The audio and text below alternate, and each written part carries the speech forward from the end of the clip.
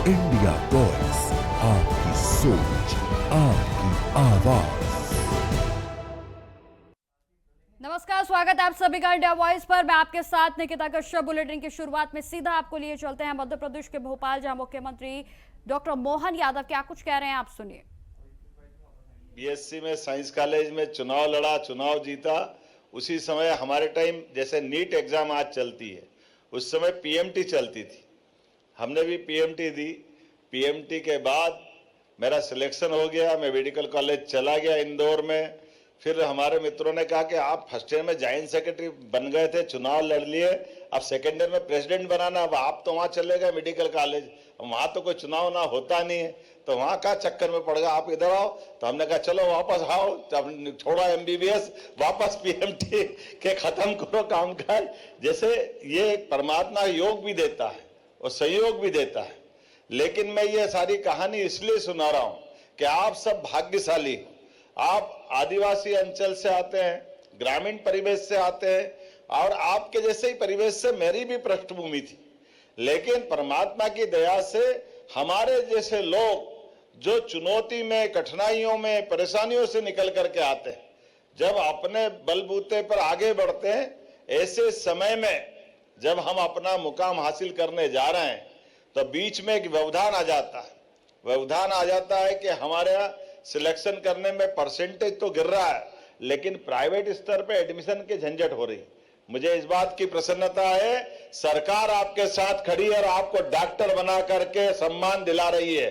जोरदार अभिनंदन आपके खुद के लिए भी, क्योंकि ये पूरे देश में हमारे राज्य ने सबसे पहले कदम बढ़ाया।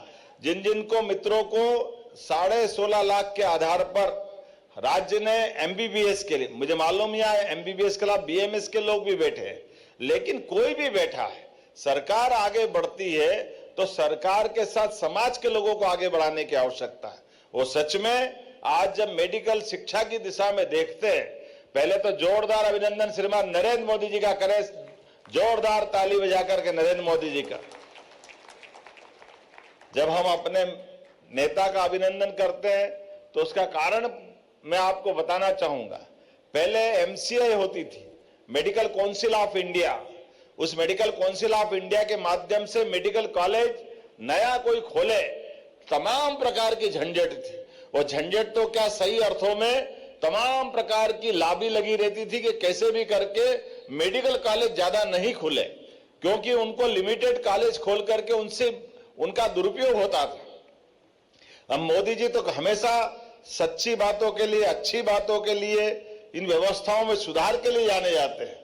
तो जाने जाते कि नहीं जाने जाते? ताली वाली बजा के बताओ, जाने जाते हैं तो मोदी जी, क्योंकि उनकी स्वयं की पृष्ठभूमि भी गरीबी रेखा में से है।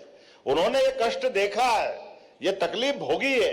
एक चाय वाले का परिवार से निकला हुआ व्यक्ति, जिसको स्कूल भी जाना है, वो चाय की दुकान भी चलाना है, अपने जीवन के सारे पाठ उनने कठिनाइयों के बीच पाठ पढ़ पढ़ के निकले हैं, और उसी का परिणाम है आज वो दुनिया के अंदर भारत का मान सम्मान बढ़ाते हुए दुनिया के सबसे बड़े देश के सबसे बड़े नेता के रूप में स्थापित हुए।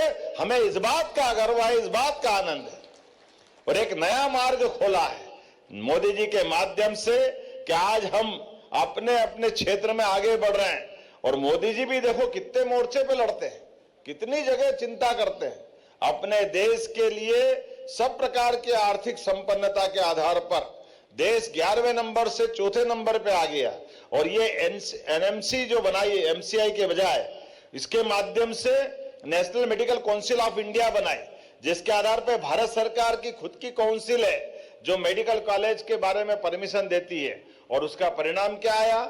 केवल मेडिकल कॉलेज में, आयुर्वेदिक में बताना चाहूंगा, 2002-3 तक मध्य प्रदेश में केवल 5 मेडिकल कॉलेज थे। कितने थे? जरा जोर से बोलो, कितने थे? और आज 19 मेडिकल कॉलेज तो हमारे सरकारी हो गए मध्य प्रदेश में, और 14 प्राइवेट है। जोरदार अभिनंदन करो, ये हमारे अपने राज्य में है। और एक मेडिकल कॉलेज में 150, 200, 250 कितनी प्रकार की सीट मिलकर के अगर एडमिशन मिल रहे हैं, तो हमें गर्व है। हमारे बच्चे अगर पढ़ लिख कर अगर डॉक्टर बनना चाहते हैं, सरकारी कॉलेज के तो बहुत सीमा लिमिटेड है, जिसकी फीस भले ही कम है, लेकिन प्राइवेट में भी है तो क्या हो गया? एमबीबीएस की डिग्री में तो कोई अंतर नहीं, कोई अंतर है क्या राजेंद्र जी? दोनों डिग्री तो बराबर है ना, प्राइवेट मेडिकल कॉलेज हो या सरकारी मेडिकल कॉलेज हो, डॉक्टर तो डॉक्टर है आज के इस दौर में। इसलिए हमने केवल सरकारी एलोपैथिक नहीं, हमने प्राइवेट सेक्टर में भी प्रमोशन दिया और मुझे इस बात की प्रसन्नता है आज तो 19